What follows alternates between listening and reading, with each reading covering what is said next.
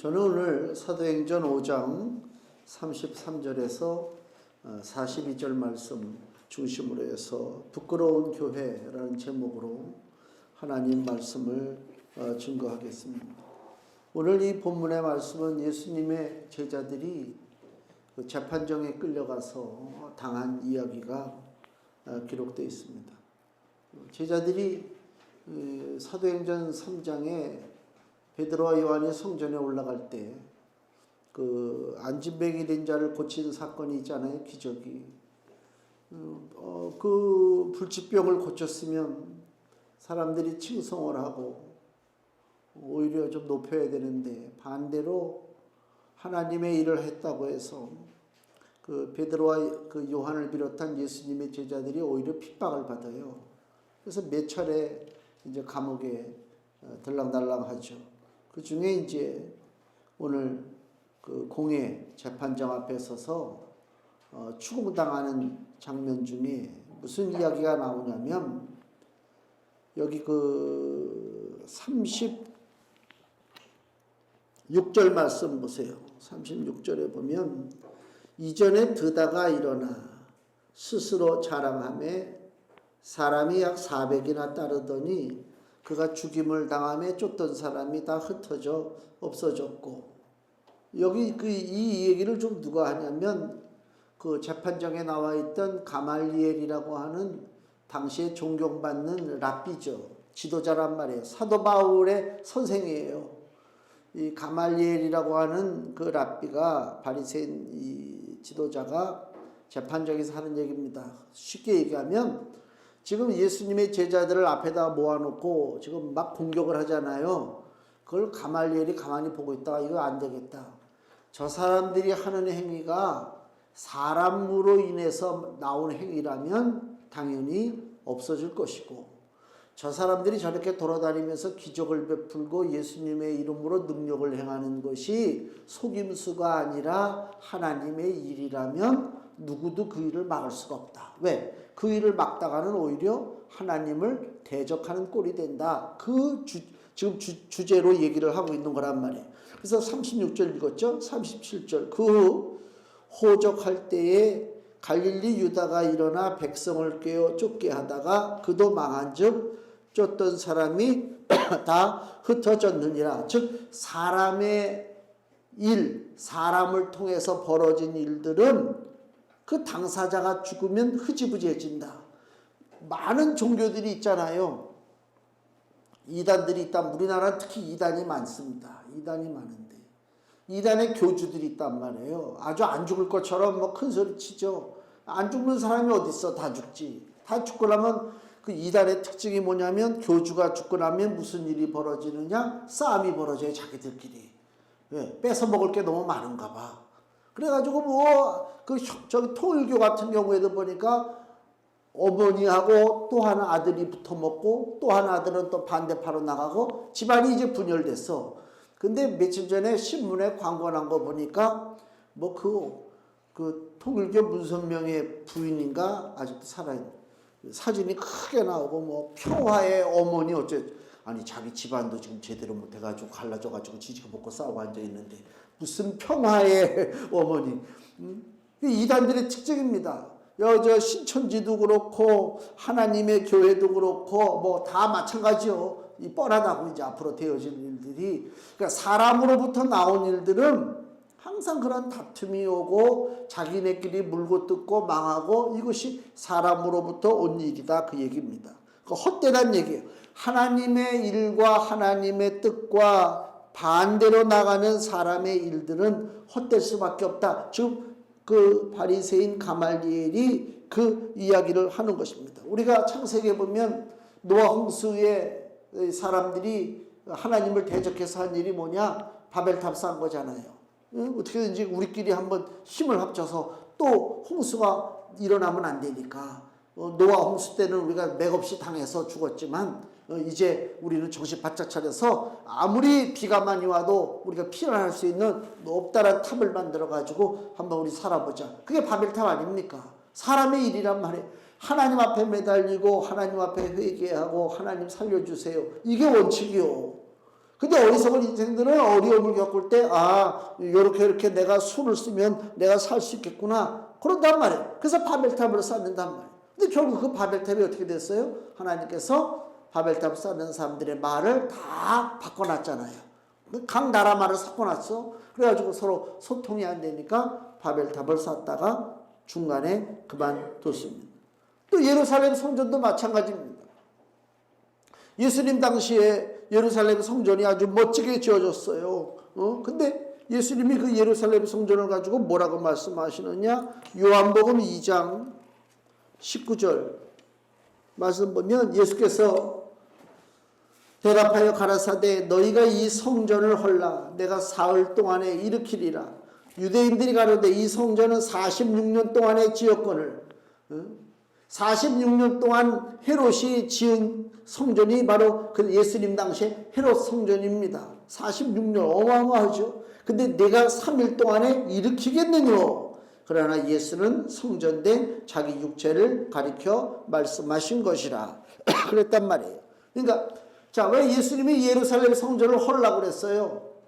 거기에는 하나님이 계시지 않아요. 온갖 부정과 부패와 음모와 인간의 더러운 탐욕 죄악들이 쌓인 것이 바로 그 당시에 헤롯 성전이란 말이에요. 그렇잖아요. 그래서 예수님이 얘기해요. 사람의 손으로 지은 것에 하나님이 계시겠느냐. 마가복음 13장 2절 말씀을 보면요. 마가복음 13장 2절에 예수께서 이르시되 1절부터 보겠습니다. 예수께서 성전에서 나가실 때에 제자 중 하나가 가로되 선생님이여 보소서 이 돌들이 어떠하며 이 건물들이 어떠하니까.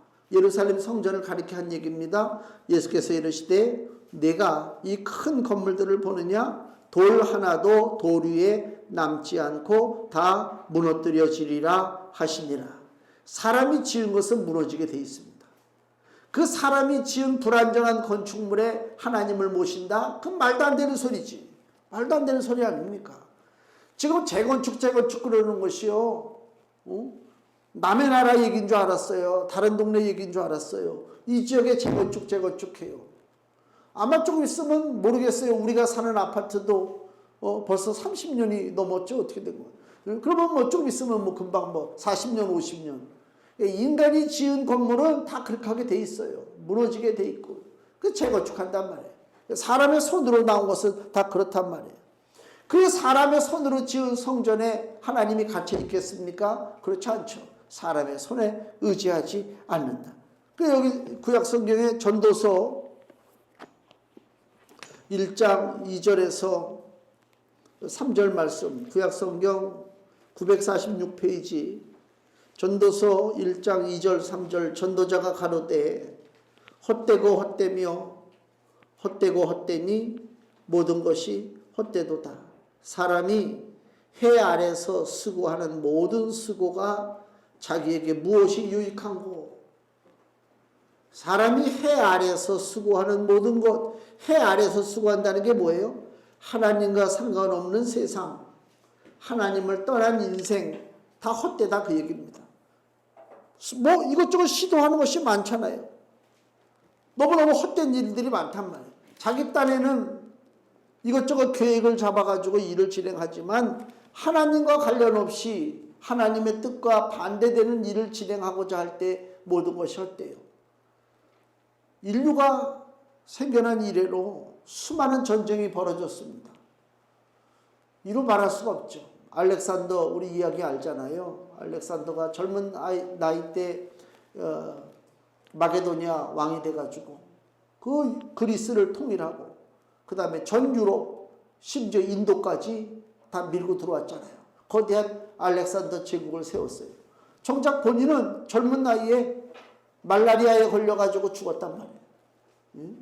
아무것도 아닙니다. 나폴레옹은 안 그래요? 나폴레옹. 그냥 자기 프랑스만 잘 다스리고 살면 좋을 텐데 욕심이 생기니까 온 유럽을 전쟁터로 만들어 놓고 결과적으로 뭐 자기는 영국에 있는 조그만 난 이름도 기억 못하는 섬에 끌려가서 거기서 병에 걸려서 고통 가운데 죽어갔어요. 1800년대 얘기뿐만이 아닙니다. 뭐 근대 들어서 1차 대전, 2차 대전 우리가 다 알잖아요. 전쟁을 일으킨 사람들이 온전합니까? 그 독일의 히틀러가 전쟁을 일으켰지만 처음에 승승장구했잖아요. 굉장했어요. 나중에 어떻게 합니까? 자기 베를린 지하 방카에서 권총을 입에 물고 자살할 수밖에 없었다. 얼마나 헛됩니까? 그 몇 년 동안을 그 독일의 청년들이 죽었어요. 누구를 위해서 싸웠냐 이게야. 독일의 청년만 죽었습니까? 유럽의 수많은 사람들이 죽고 뭐 미국도 참전했으니까 엄청나게 많이 죽었죠. 끝은 어떻게 돼요? 허망하게. 그 사람이 전쟁을 일으킬 때 천년왕국을 꿈꿨어요. 게르만 민족의 천년왕국을 꿈꾸고 전쟁을 일으켰는데 천년왕국을커녕 자기도 제명을 다하지 못하고 환갑도 치르지 못하고 죽었다. 지금 푸틴의 러시아가 우크라이나를 침략했습니다. 아주 지금도 보면 기세가 등등하죠. 그러나 왜 역사를 통해서 그 진실을 깨닫지 못하느냐. 결국 전쟁을 일으킨 자는 멸망당할 수밖에 없습니다. 망할 수밖에 없습니다. 하나님의 뜻이 아니단 말이에요. 하나님 그걸 원하시겠습니까? 인간의 그릇된 욕심, 탐욕으로 인해서 전쟁이 일어나는 거란 말이에요. 하나님을 내가 믿고 우리 민족이 하나님을 믿고 우리 국가가 하나님을 믿고 온전한 믿음으로 산다면 누가 건드리겠습니까? 못 건드리지. 근데 국가끼리 왜 전쟁을 벌이느냐? 불안한 거예요. 우리나라를 누가 건드릴 텐데? 저것들이 작당하라고 우리를 못 살게 볼 텐데? 그래서 자꾸만 힘을 키우고 언젠가는 그 힘이라는 것이 풍선에 공기 채우는 거나 마찬가지라 점점 크다 하다가 나중에 펑 터지는 거예요. 그게 전쟁 나는 거예요. 그 지금 대만에 뭐 중국이 뭐 몇 년도에 쳐들어간다, 전쟁이 난다 이런 얘기들이 막 있잖아요. 그러면 대만만 전쟁이 나느냐? 한국에도 마찬가지로 북한이 휴전선에서 장난질을 할 것이다. 그게 공통된 의견입니다. 왜? 중국의 전략이니까. 그래야 미국의 힘이 흩어질 거 아닙니까? 이런 시대에 우리가 살아가고 있단 말이에요. 인간의 시도가 얼마나 악합니까? 너무너무 악화되니까요. 그래서 믿음 없는 세상의 삶이라고 하는 것은 하나님께서 보장하지 않는 삶이기 때문에 뭐 이루 말할 수가 없죠. 시편 62편 9절 말씀을 보면요. 시편 62편 9절에 진실로 천한 자도 헛되고 높은 자도 거짓되니 저울에 달면 들려 입김보다 경하리로다. 입김보다 가벼운 것이 바로 인생이라 그 얘기입니다. 그러니까 사람의 시도, 사람의 어떤 계획, 역사를 통해서 우리가 보고 있잖아요. 지나놓고 하니까 아무것도 허망되게 이루 말할 수 없지. 시컷 전쟁하고 일본이 우리 그 당시에 조선을 집어삼키고 우리를 식민지로 삼았잖아요. 그거에 만족하게 살았으면 우리가 지금 오늘 여기 다 있는 우리들도 다 다나카상이 됐을 거야. 나카무라가 됐던가. 근데 일본이 허망하게 갑자기 미국하고 싸워서 이긴다는 생각을 갖는 거야. 수많은 일본의 지식인들이 반대했어요. 아니 미국하고 일본이 어떻게 견줄 수가 있느냐? 일본에도 제대로 배운 사람들이 있을 거 아닙니까? 지식인들이. 반대했어요. 근데 정권을 잡은 군사 세력들, 군부들이 아니다. 우리가 급습하면 미국의 항복을 받아낼 수가 있다. 그리고 하와이를 친 거란 말이에요. 얼마나 지금 우리가 보세요. 지나놓고 세월을 보니까 저렇게 바보 같은 짓을 하지. 경로 어떻게 됐습니까? 일본이 자기가 집어삼킨 식민지 다 뱉어내고 그죠? 나라가 쫄딱 망한 거 아닙니까? 뻔한 사람의 일이에요. 그 사람의 일들을 그 당시 그 시대에 사는 사람들은 모르니까 문제지. 지금 이 시대에도 또 역사가 흘러서 몇십 년 후에 아니면 50년 후에 이 대한민국의 지금 2023년도의 모습을 보면 그때 사람들이 왜 그랬을까? 그렇게 볼 수도 있단 말이에요. 왜 그렇게 팔버둥쳤을까? 아무것도 아닌 것인데 사람의 일이라는 게 다 그렇다는 것입니다. 중국의 최초의 통일 왕조가 진나라입니다. 진나라. 그래서 진나라를 최초의 통일시키는 왕을 우리가 진시 황제라 그러잖아요. 진시 황제라. 이 사람이 통일되고 나니까 어떻게 돼요? 욕심이 생기잖아요. 모든 것을 다 갖춘다면 그 다음에 생기는 게 뭐예요? 내가 천년만년 살면서 이 권력을 누리고 이 부귀영화를 누려야 되겠다. 그래서 내가 장수해야 되겠다. 그거 아닙니까? 근데 몸은 점점 늙어가요. 들리는 소식은 저 동방에 불로초가 있는데 불로초를 좀 가져오면은 죽지 않고 산다고. 그래가지고 자기 신하, 여기 내가 찾아봤어. 누군가들이 서복이라고 하는 신하가 있어요. 서복이라고 하는 신하를 그 수천 명을 사람을 딸려보내가지고 동방으로 보내요. 동방으로. 뭐 그 동방이 어떤 사람은 대만이다, 어떤 사람은 일본이다 그러는데 한국에서는 그게 제주도다 그래요. 그래서 그 진시황의 명을 받은 그 서복이라고 하는 신하가 동쪽으로 오다가 만난 데가 제주도요.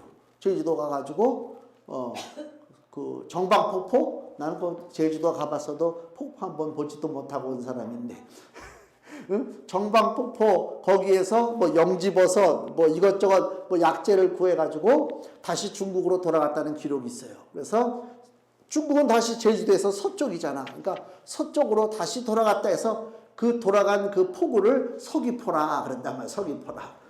내가 꾸며낸 얘기가 아닙니다. 그 서귀포에 가면 그 기념관이 있어요. 진시황제가 보낸 서복의 기념관이 있단 말이에요. 응?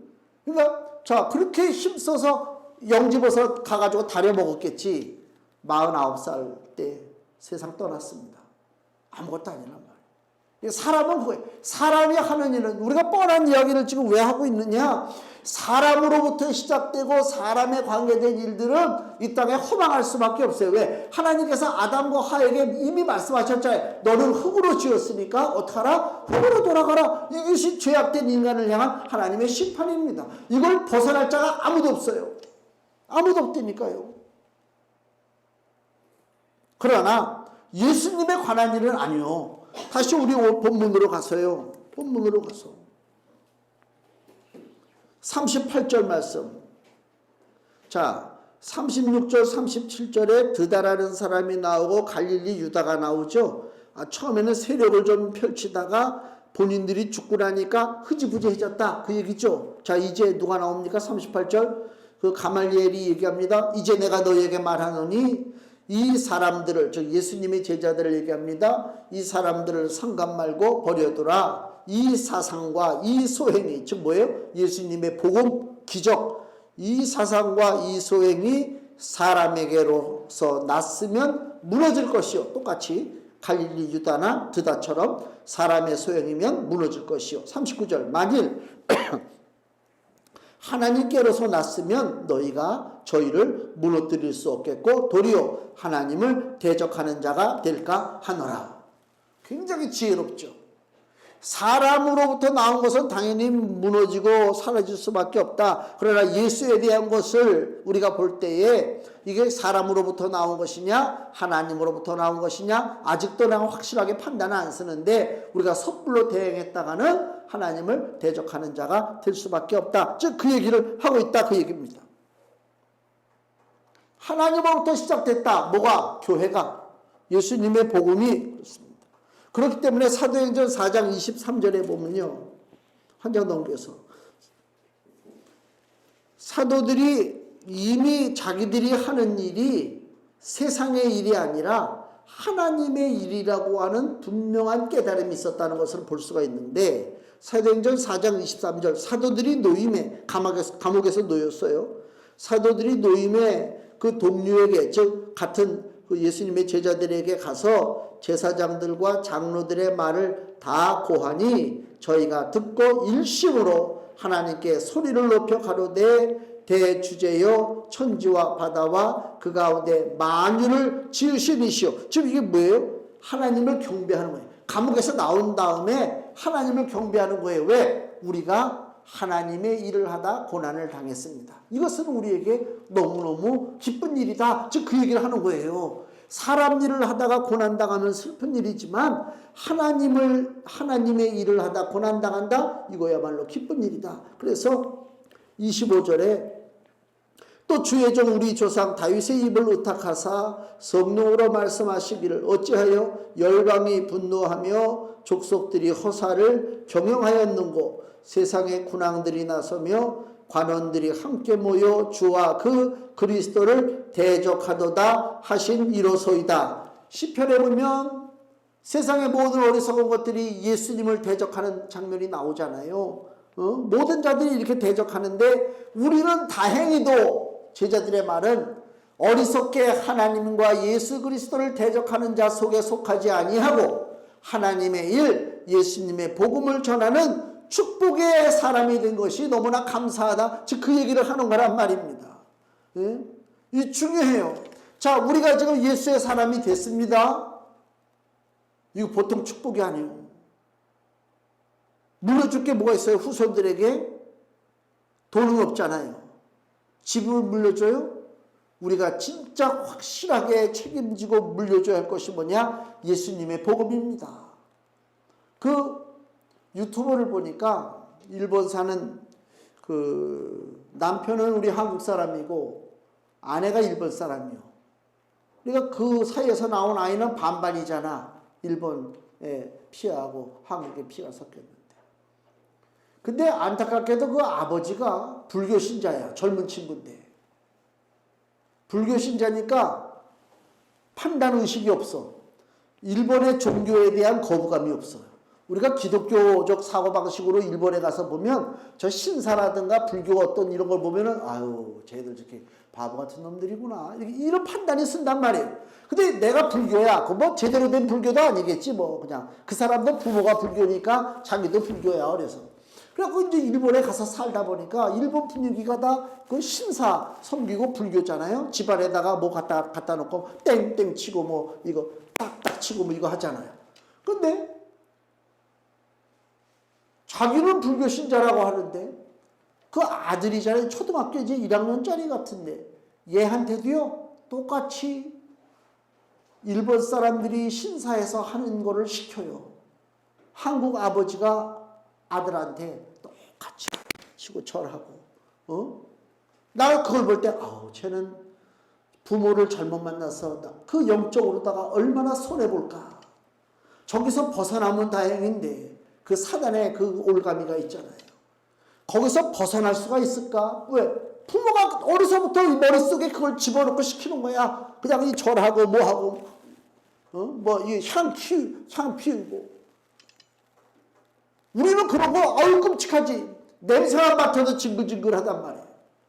근데 그 환경 속에서 자라니까 그 부모가 자식에게 물려주는 게 뭐라고요? 생명의 도를 전해주는 것이 아니라 사망의 도를 전해주고 있다. 하나님이 지긋지긋하게 싫어하는 우상의 도를 전해주고 있다. 얼마나 안타깝습니까? 반면에 우리는 예수 그리스도를 믿는 사람이라면 예수의 사람 얼마나 감사해요. 거기에 대한 자각이 없으면 항상 우리의 기준은 뭐냐? 세상적인 기준하고 똑같아. 화려하고 멋있고 뭐 좀 주머니에 더 많이 가지고 있고 이거 아닙니까? 그걸로 세상을 분별한단 말이에요. 안타깝죠. 이미 전에 그 성전 미문 앞에 앉은 병이를 고친 그 기적 때문에 제자들이 감옥에 갇혔잖아요. 사도행전 4장 2절 3절 보세요. 백성을 가르침과 예수를 들어 죽은 자 가운데서 부활하는 도 전함을 싫어하여 저희를 잡음에 날이 이미 저문고로 이튿날까지 가두었으나 기적을 행했다고 예수님의 제자들을 가뒀어요. 또 사도행전 4장 16절 이제 예수님의 제자들을 어떻게 처벌할 것인가 그들이 의논하는 이야기입니다.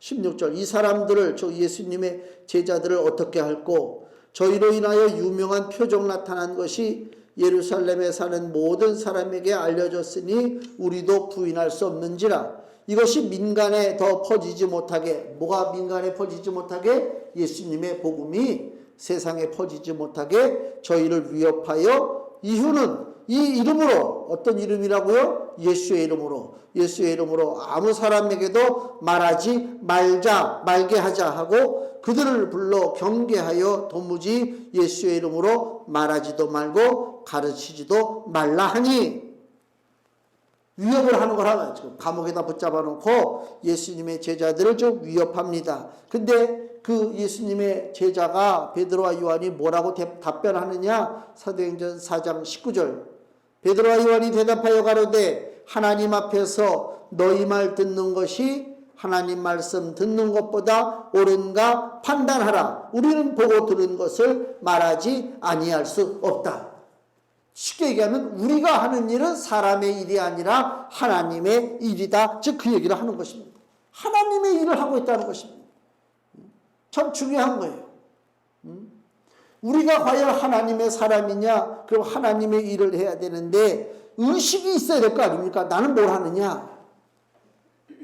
옛날에 이 땅에 독재 정치가 벌어졌을 때에 그 운동권 아이들이 자기 나름대로 자부심이 있었어요. 운동하는 애들이.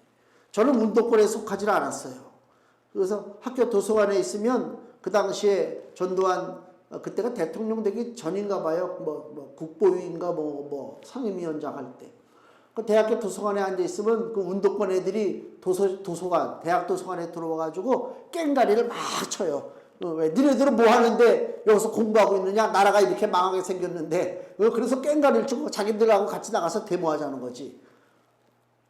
나는 태생이 별로 데모하는 걸 안 좋아가지고 뭐 니네들이나 데모해. 나는 할 일 많어. 그러니까 운동권 애들이 그거를 지금도 얘기하는 거예요. 니네들은 그때 데모도 안 하고 요리조리 피해 다니고 우리는 그 가스를 마셔가면서 데모를 하고 두드러 맞고 감옥에 가고 옥살이하고 우리가 이 한국의 민주주의를 위해서 얼마나 우리가 고생했느냐. 자부심이 있단 말이에요. 자부심이. 거기서 끝나야 돼. 근데 그 자부심이 뭐가 돼요? 나중에 특권의식이 돼버리는 거예요. 하나의 특권의식이 됐다니까 이 사회에 지금. 그래서 지금 586 세대 물러나라 이런 얘기들이 막 나오잖아요. 그 특권의식을 가졌기 때문에 그래요. 왜 그럼 특권의식을 갖느냐? 사람의 일을 했기 때문에 그렇단 말이에요. 사람의 일을 하니까 상급도 그 모든 권한도 모든 열매도 내가 가장 얻어먹는 거야. 내가 내 일을 했으니까. 그러나 하나님의 일이라고 하는 것은 나를 위해서 하는 것이 아니라 하나님의 뜻을 위해서 하는 것이기 때문에 하나님이 나에게 열을 주시든 백을 주시든 그건 아버지의 뜻이요. 거기에 믿고 맡기고 나가는 것입니다. 하나님의 일을 하는 것하고 사람의 일을 하는 것하고는 의식이 차이가 난다. 하나님의 일을 한다고 하면서 과도하게 욕심을 부린다? 그건 하나님의 사람이 아니죠. 한국교회가 얼마나 가난했습니까? 예전에 이루 말하 진짜 가만히 깔아놓고 모였어요. 교회가 문이 없어가지고 거적대기를 치고 교회가 모였다니까. 무슨 옛날에는 교회가 종을 쳤잖아요. 종칠 그 종이 없으면 어떡합니까? 쇠 같은 거 무슨 통 같은 거 갖다 놓고 그걸로 쳐서 교회 모이라고 그러고 좀 교회가 부흥되니까 그 다음에 종 매달고 그 다음에 더 부흥되니까 종은 없애버리고 무슨 그 사운드 그 소리 나는 거 있잖아요. 그걸로다가 땡땡 치면 멀리까지 퍼져나가는 거. 응? 교회가 점점 부흥됩니다. 화려합니다.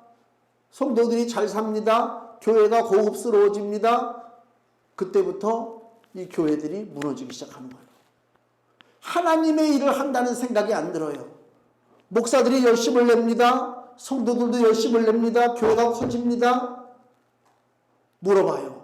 누구를 위해서 열심을 내는가? 하나님을 위해서 열심을 내는가? 당신 욕심을 채우기 위해서 열심을 내는가?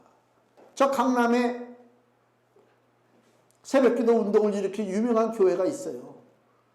거기 새벽기도 운동을 통해서 수만 명이 모입니다. 강남에. 새벽에 그 일대가 차가 마비가 된대요. 그러니까 그 교회에서 나중에 어떻게 하냐면 그 주변 땅을 다 사. 주변 주택들을 다 사.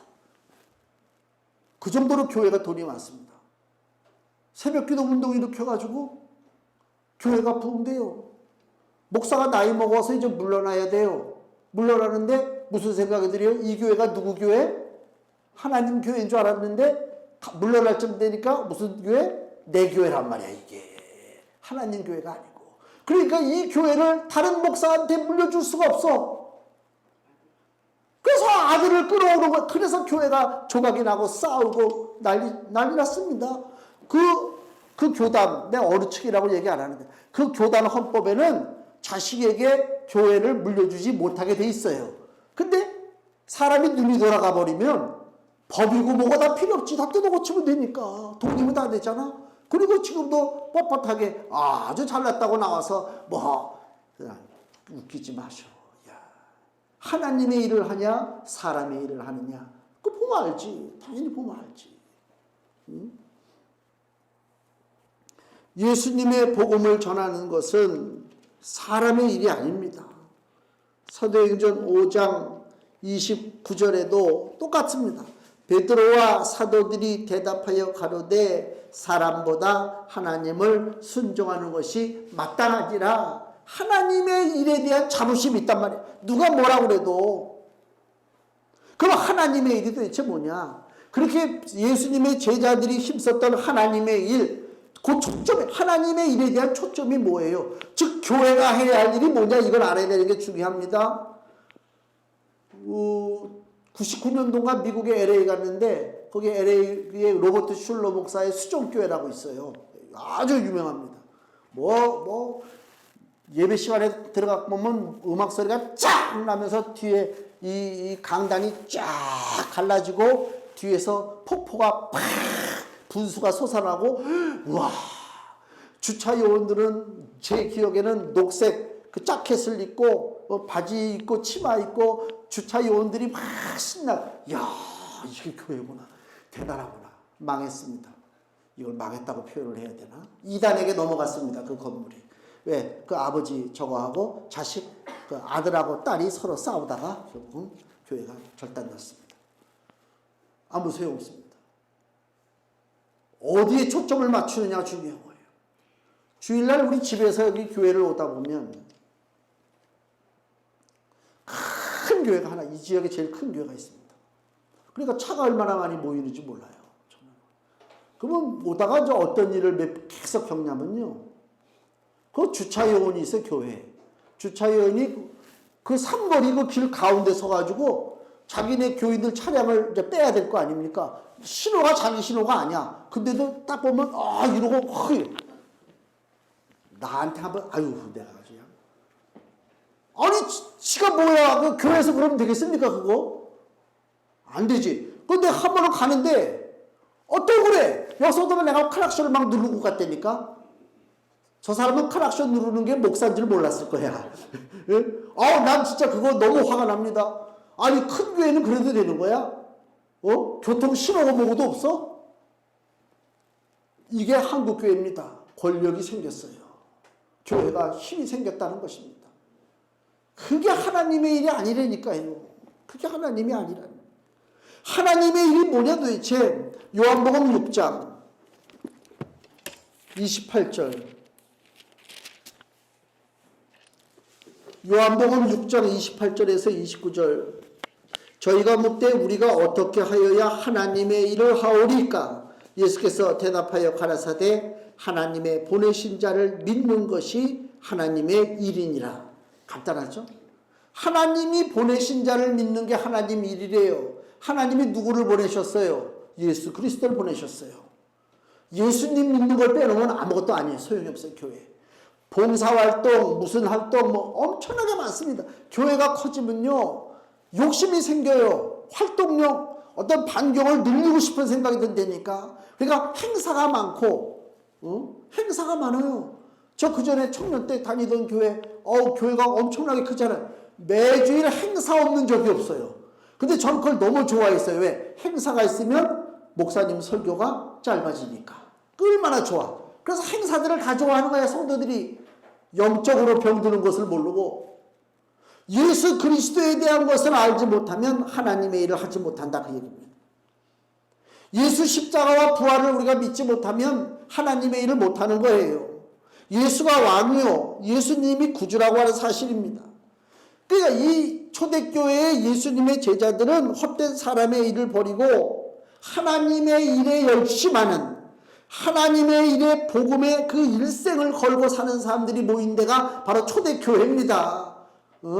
그냥 한번 교회 심심하니까 와볼까? 마음의 위로를 한번 느껴볼까? 그게 교회가 아니고요. 교회는 하나님의 일에 내 일생을 걸고자 하는 사람들이 모여있는 곳이 교회다, 그 얘기입니다.